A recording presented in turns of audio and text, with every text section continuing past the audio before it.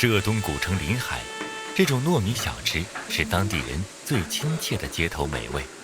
虽是小炒，却不用铲勺，靠的是一把菜刀，边切边炒，手起刀落，是对麻糍的全新演绎。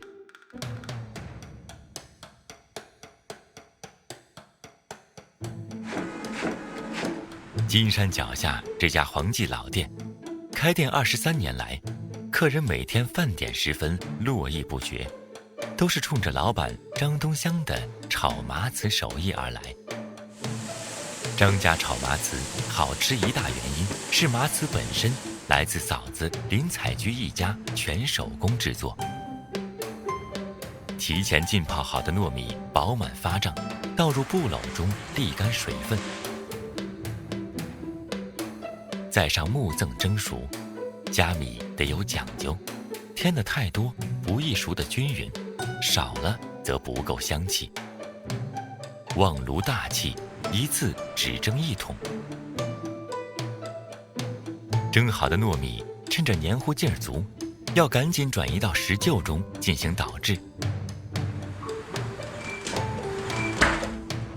打麻糍跟打年糕一样，需里外周密配合。林采菊负责捣，丈夫则在落锤的间隙翻揉米团，不时加水降温。今年67岁的林采菊操作起30来斤重的大石锤，驾轻就熟，像这样捣上20来分钟也不带歇息。捣好的米团洁白柔韧，不见米粒，再转移到案板上擀平整形。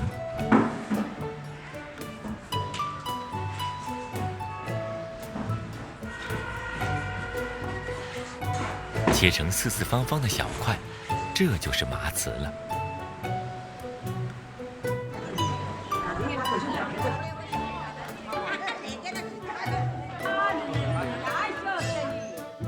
张东乡每天新鲜准备炒麻糍的配菜，肉丝、蘑菇、豆干、茭白是标配，奢侈些的还可以把茭白换成笋丝。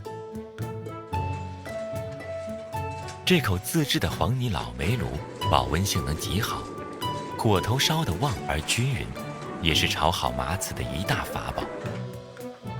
中午11点一开始营业，就有掐着点来的熟客。炒麻糍都是现点现做，每次下锅用多少配料要按人头称过，这是张东乡多年坚守的原则。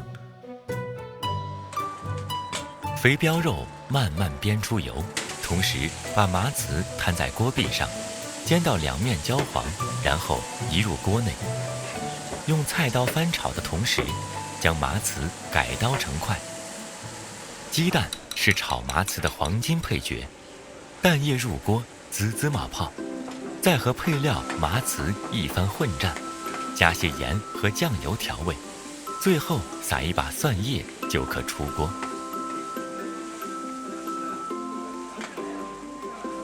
趁热吃，唾气满满，外焦里糯，柔软而带有拉丝。手打的麻糍粘性极强，所以每一块都裹上了笋丝、菇片等各种小料，滋味特别丰富。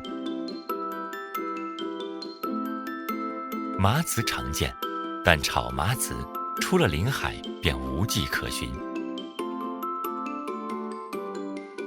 好这一口的熟客中，有从学生时代吃到成年的，还有从天台、仙居等周边特意驱车来解馋的。